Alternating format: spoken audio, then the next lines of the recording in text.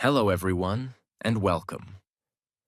Before we begin, here's a quick explanation. Adolf Hitler was the dictator of Nazi Germany from 1933 to 1945.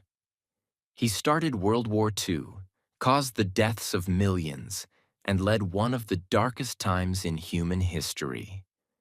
We are not telling this story to support him. We are not telling it to criticize him either. This video is only for educational purposes. To help you learn from history, to help you practice English, and to understand what really happened in his final 24 hours. If you want to know his full life story, you can watch his complete biography on our channel. But today, we focus on the last day, the end of everything, told like a movie, but based on real history. Welcome to the final day of a man the world will never forget. This is not a political video. This is not about supporting or attacking anyone. This is about a moment in time. The last 24 hours of Adolf Hitler, a man who once stood in front of millions, now stood alone in silence. A man who once commanded armies, now sat underground, waiting to die. And today, we will walk through those final hours. With you. We will enter the bunker. We will feel the walls shake from bombs above. We will see fear on the faces of those who followed him to the very end. And yes, this video is also perfect for English listening practice. We use real-life events, clear storytelling, and powerful vocabulary, so you can improve your English while witnessing one of the most intense days in history. Let's begin. Part 1. April 29th, 1945. The bunker, the bride, and the breaking point. It's deep into the night. The world above is on fire. But below ground, inside the cold concrete bunker beneath Berlin, time is slowing down. Adolf Hitler, age 56, is sitting alone. He knows the war is over. He knows the city above is being taken street by the Soviet army. He knows death is only hours away. And yet, at this moment, he makes a strange decision. He tells his assistant, "Prepare for a wedding. Tonight, I will marry Eva." Why now? Why, after 14 years of silence, did he choose this moment, at the end of the world, to finally marry her? Eva Braun had been with Hitler since she was 17. She had waited in the shadows, far from the public eye. She was never shown beside him in photos, never acknowledged as his partner in speeches. For 14 years, she waited, quietly, faithfully, away from the spotlight. She had tried to take her life twice, not because he hurt her, but because she felt invisible. But she stayed. She believed in him. And in his final days, she refused to leave the bunker, even when everyone else begged her to escape. And that's when he knew. This woman had followed him not for power, not for money, but out of blind, private loyalty. And now, with the city falling and the walls trembling, he said, "She deserves my name, even if only for a few more hours." This was not a romantic decision. It was not about love. It was about control, ritual, and finality. He wanted to end his life with everything arranged: a marriage, a will, a last speech, a planned death. It was the beginning of his goodbye. In a small room, dimly lit and silent, the wedding began.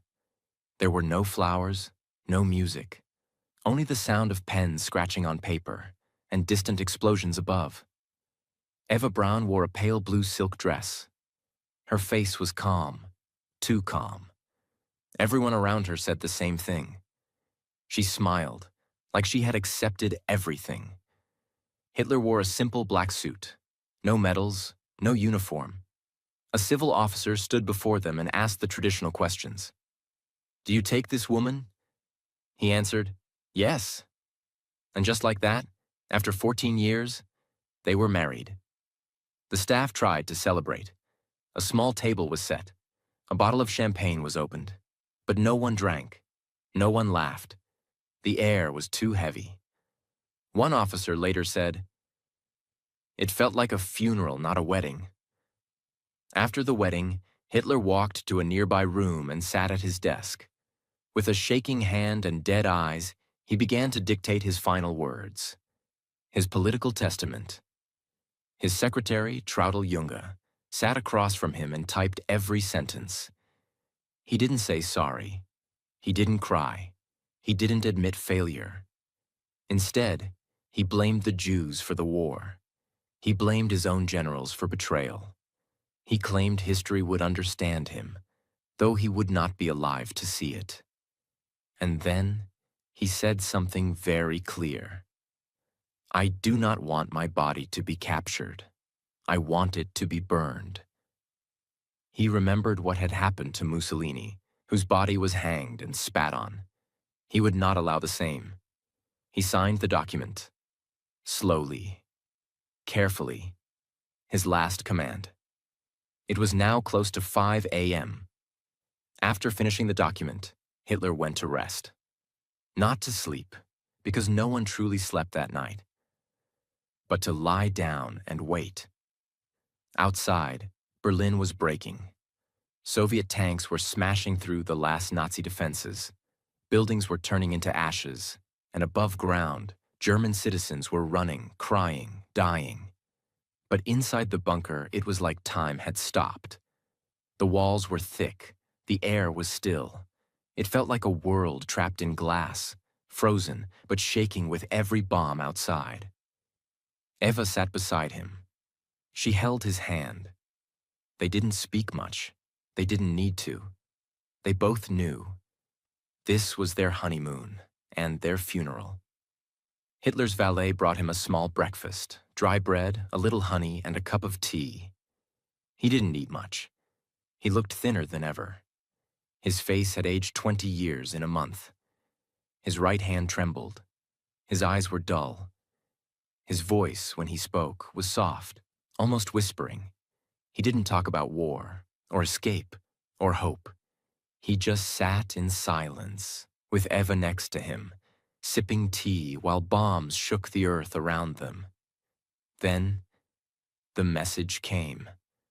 Heinrich Himmler, the man who had stood beside Hitler for years, had tried to secretly negotiate peace with the Allies, without Hitler's permission. Hitler stared at the report for a long time. Then he exploded. He shouted, screamed, hit the table with his fist. "Traitor, betrayer, I should have known." He ordered Himmler's arrest. But deep inside, he knew there was no one left to arrest him. The system he built was falling apart. And for the first time, even Hitler looked defeated. His eyes went quiet. He leaned back in his chair. He knew the end had truly begun. Part 2. April 29th, 1945. Afternoon to late evening. It's now noon. The air in the bunker is getting heavier. There's no fresh oxygen, no sunlight, just stale air and fear. Adolf Hitler walks slowly into the map room, where war plans once lived. He used to stand there with generals, pointing at countries, commanding troops. But now, the maps are useless. The lines on them mean nothing. The war is lost. The empire is broken. He looks down at the maps, not to plan, but to remember. These were once the maps of victory. Now they are just a graveyard of dreams. He doesn't speak much. His body is shaking. His legs are weak. His personal doctor offers him medicine. He refuses. Because deep down, he knows. This isn't a war room anymore. It's a museum of my failure. Hitler had one companion he trusted more than anyone. Blondie, his German shepherd. She had been with him for years, sleeping beside him, walking by his side. She was loyal, quiet, always calm. But now Hitler calls his doctor Werner Hasse and says something shocking. Bring the cyanide capsules. I want to test them. On Blondie. Why? Because Hitler no longer trusted anyone, not even the poison given to him by his own people. He believed someone, maybe even those closest to him, might try to trick him, give him fake capsules, and let him suffer. So he ordered the doctor to take one capsule and put it in Blondie's mouth. The dog died within seconds. No sound, no fight, just death. For a moment, Hitler said nothing. Then he looked away. That was his way of confirming. The poison works. I can use it too. But for many in the bunker, this was the moment everything changed. Because when Hitler killed his own dog, the one living thing he truly trusted, they knew. He is not planning to leave. He is not planning to survive. He is planning to die. But it didn't stop with Blondie.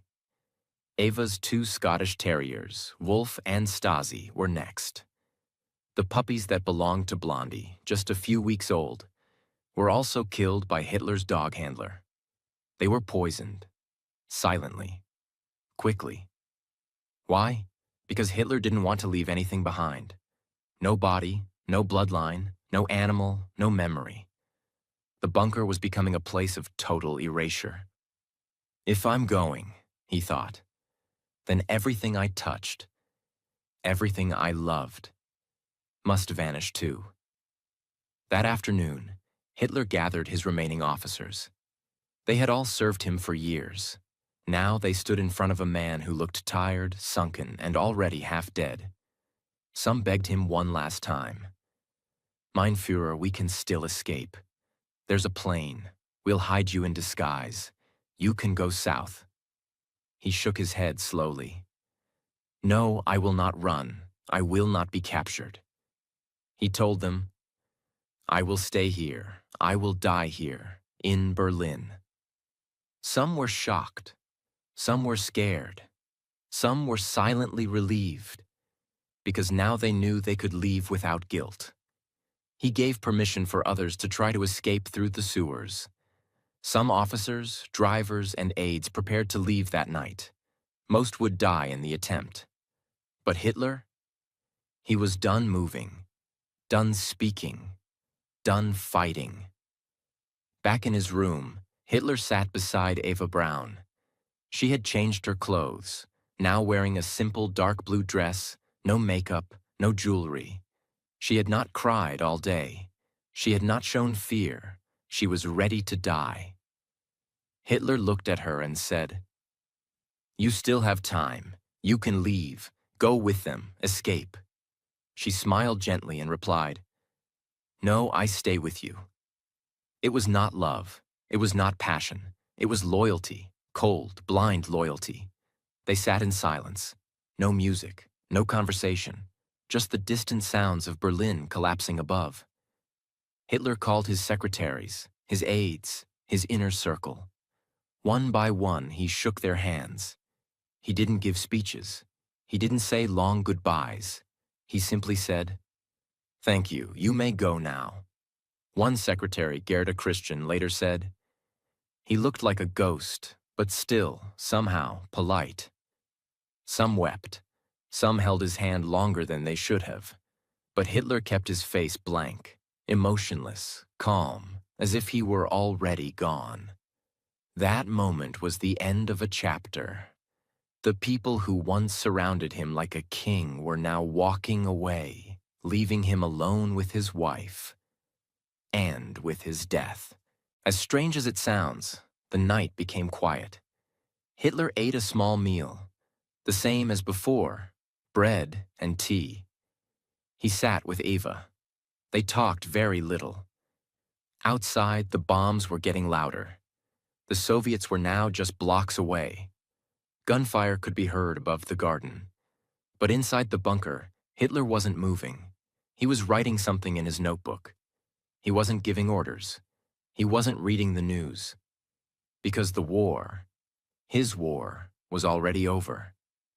Hitler stood up slowly. His legs were weak. His walk was slow. He went to his private bedroom. Eva followed. The door closed behind them. There were guards posted outside, but no one was allowed in. It was not a night for sleep. It was a night to prepare. Because by the time the sun would rise, everything would end. As April 30th begins, time no longer feels real inside the Führer bunker. Above ground, Berlin is collapsing street by street. The sounds of explosions are now constant. Gunfire, shells, even human screams. The Soviets are almost at the gates, but inside, it is silent. Hitler lies in bed, eyes open, staring at the ceiling. He is not sleeping. Eva Braun is next to him, quiet, peaceful, already emotionally gone. She knows it's her final night. Down the hallway, staff members whisper softly. Nobody knows what to say anymore. The bunker has become a waiting room for death. Hitler gets up. Slowly, carefully. His steps are weak. His back is bent. His clothes hang loosely on his thin body. He walks into the hallway. His eyes scan the faces of the few people still loyal to him. No anger, no panic, only stillness. Like a man who has already said goodbye to the world inside his heart. He sits in the dining room with Eva. They eat a small breakfast. The same as always, dry bread and tea. Eva tries to smile. Hitler tries to stay calm, but everyone knows, this is not a meal. This is a ritual before execution, one they will perform themselves. Hitler calls in his aide, Otto Günsche, and gives him two very specific orders. 1. After he and Eva are dead, their bodies must be immediately carried outside and burned. 2. The burning must be done completely. No trace should remain. He reminds Otto of what happened to Mussolini. Hung upside down, spit on, mocked by the public. That will not happen to me, Hitler says. You must burn us, no matter what it takes. Otto nods. His face is pale. His hands are shaking, but he agrees, because disobeying was not an option. Even now, Hitler gets dressed, not in a uniform, not in a general's coat, but in a plain military jacket, buttoned all the way up, and dark trousers. Eva puts on a dark blue silk dress, her favorite. No jewelry, just soft perfume. She brushes her hair carefully, like a bride preparing for her final hour. Then Hitler walks into the hallway. One by one, he meets with his personal staff. He shakes each of their hands slowly and quietly. To some, he says a word. To others, just a nod. Thank you, he says to his secretary, Traudl Junge. You may leave now. You have served me well. Some start crying. Others freeze, unsure how to say goodbye. One officer, Rokas Misch, later remembered. He looked like a shadow, not a man. He was calm, but the calm of someone who has given up. The goodbyes continue, one by one. No ceremony, no tears from him, only silence. Hitler and Eva return to their private room. There, Eva sits on the sofa, calm, unafraid. She opens a small brass capsule, cyanide. She holds it in her hand and looks at him. They've talked about this many times. They will not let the Soviets capture them. They will die together, on their own terms. Hitler holds the same kind of capsule. But he also prepares his Walther pistol, the one he had used for years. He plans to take both the pill and the bullet, just to be sure. He calls in Otto Günsche and his valet Heinz Linge. He tells them, the time has come. You will wait outside. When it is over, open the door. Otto and Heinz nod. They walk to the hallway and stand in silence just a few feet from the door. Inside, Hitler and Eva sit together on the sofa.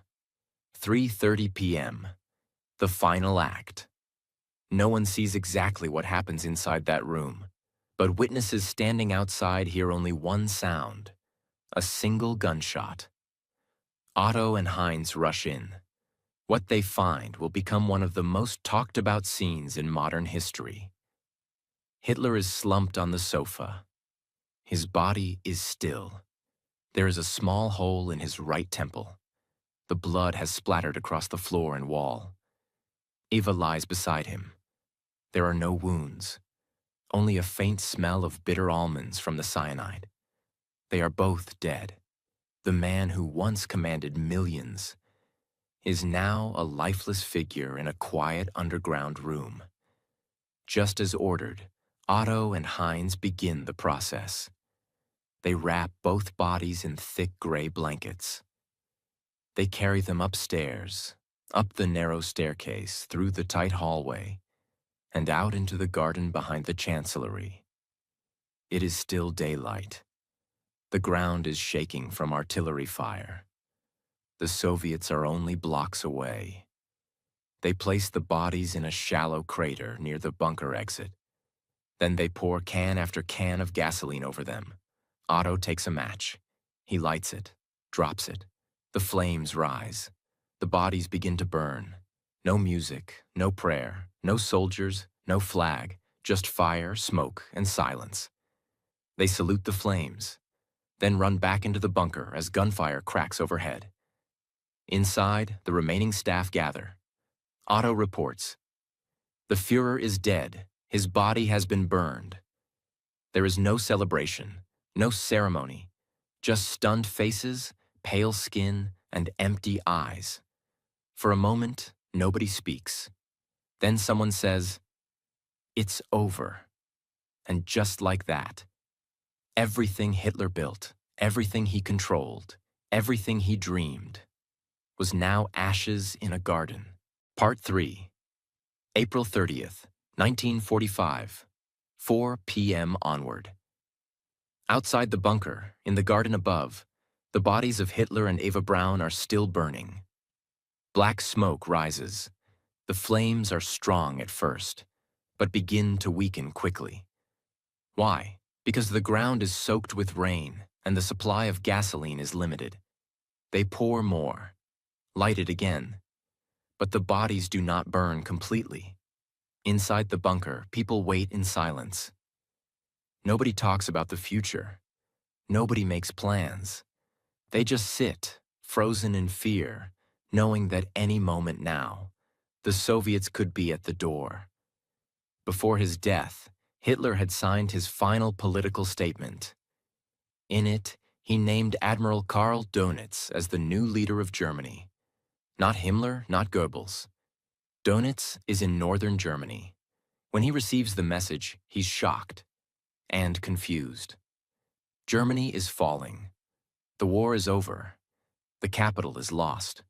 But now, he is the head of a dead empire.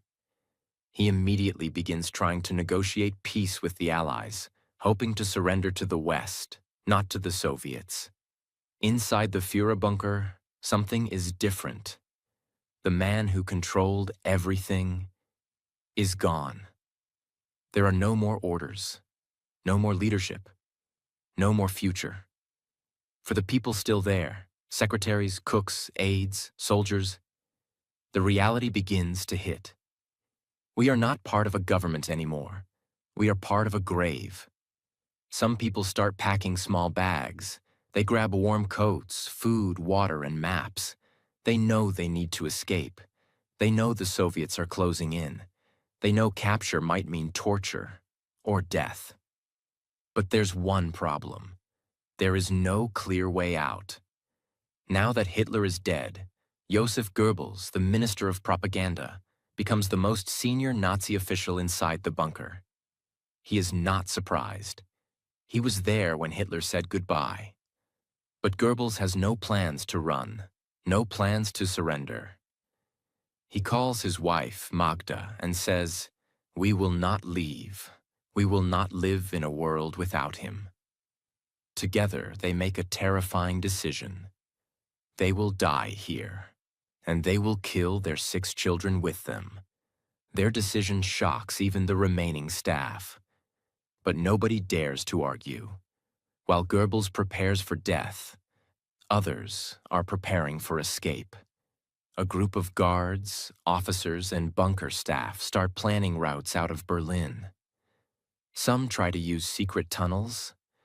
Others plan to move disguised as civilians. Some plan to wait until dark and slip out under gunfire. The first group to try, around 20 people, leaves just before sunset. They wear civilian clothes, carry light bags, but above ground, chaos rules. Soviet tanks are rolling in. There are gunfights on every street corner. Fires light up the sky. Only a few escape. Most are killed or captured within hours. Otto Gunsche and Heinz Linge return to the garden. They check the remains of Hitler and Eva. What they find is disturbing. The bodies are still partly visible. Some of the skin is burned. The clothes are blackened. But the bones and faces are not fully destroyed. They pour more fuel. Burn again. But it's not enough. Then they gather the partially burned remains and bury them in a shallow crater, not far from the exit. They cover it with dirt, broken wood, and debris from the bombings. No cross, no sign.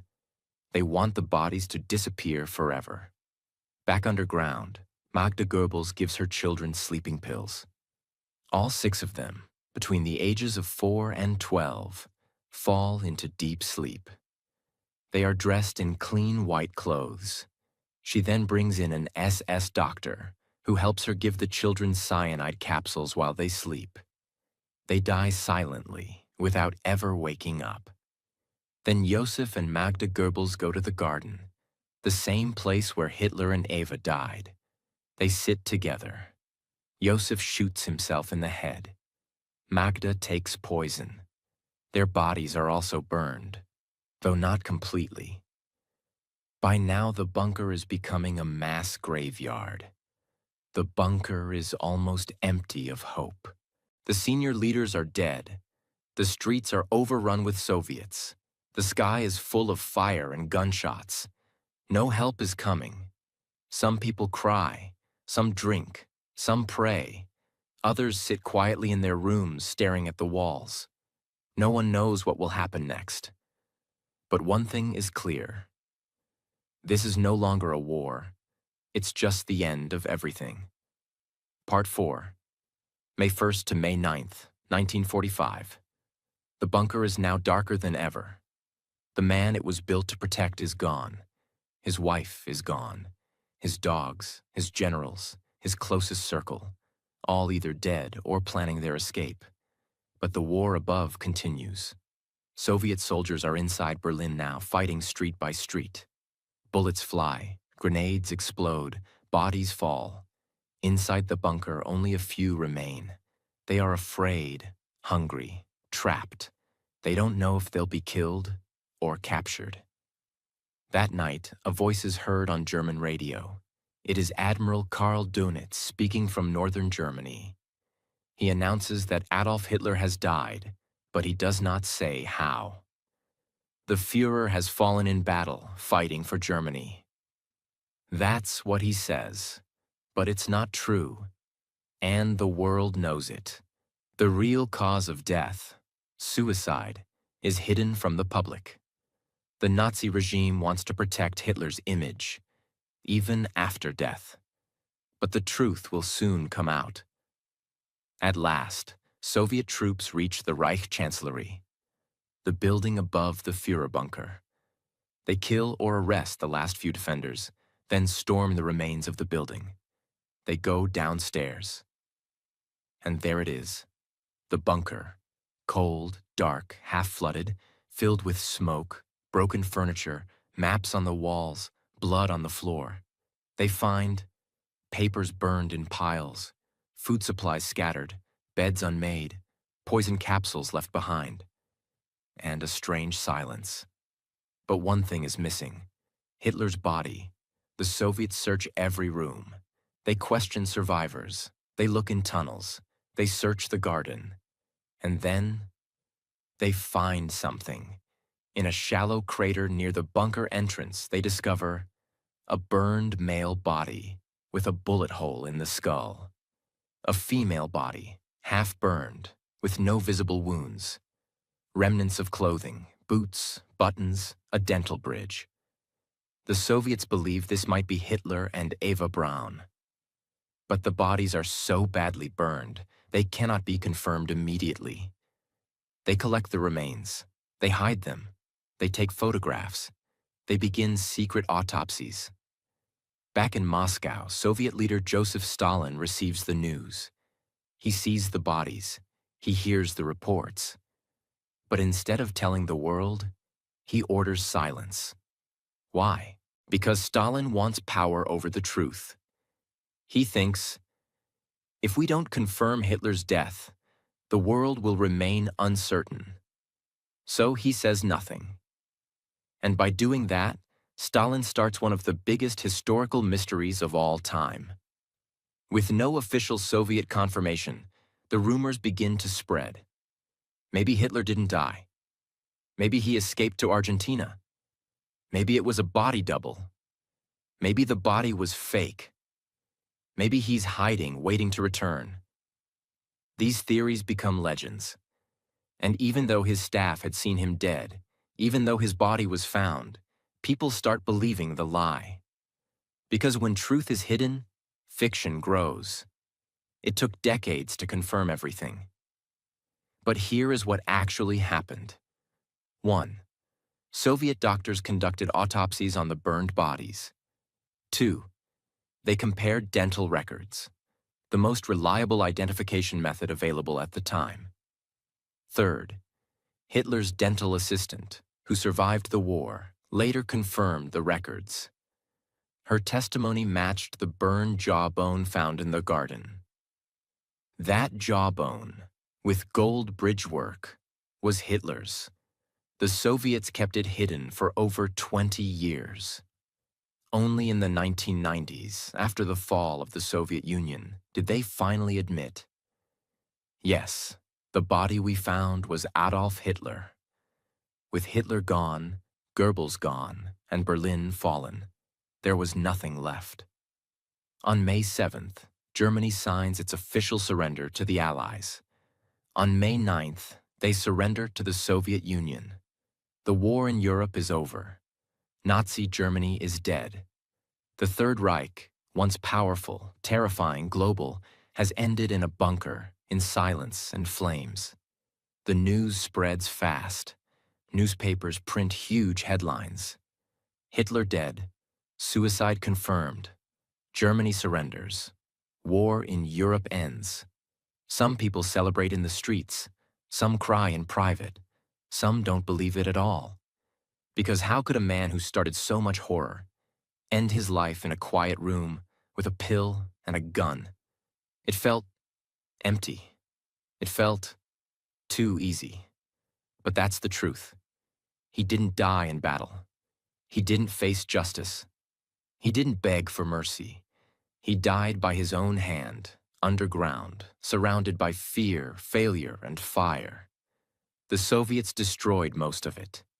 They blew up the entrance, covered the ruins with concrete, and tried to erase it from history. For decades, the location was kept secret. Today, the site is just a simple parking lot in Berlin. No signs, no memorials, no statue. Because Germany chose to never glorify the place where evil ended. And that is powerful. And this was the true historical story of the last 24 hours of Adolf Hitler. Told not to praise, not to support, and not to attack, but to learn, understand, and remember. What we learn from this story, no matter how powerful someone becomes, if they lead through fear and hate, they will always fall, in silence and shame. History is not just about facts. It is about understanding the cost of blind leadership, war, and destruction. The most dangerous leaders are not the loudest. They are the ones who are followed without question. And finally, If we do not learn from the past, we risk making the same mistakes in the future. This video also helps you practice real-life English through deep storytelling, emotional vocabulary, and simple sentence structure. So if you are learning English, you are not just watching history. You are improving your listening, understanding, and speaking. If you found this story powerful, if you learned something today, and if you want more true, emotional, and educational videos like this, then please subscribe to this channel right now, because every video here is created with purpose to help you learn, grow, and become stronger in English and in life. Thank you for watching. See you in the next powerful story.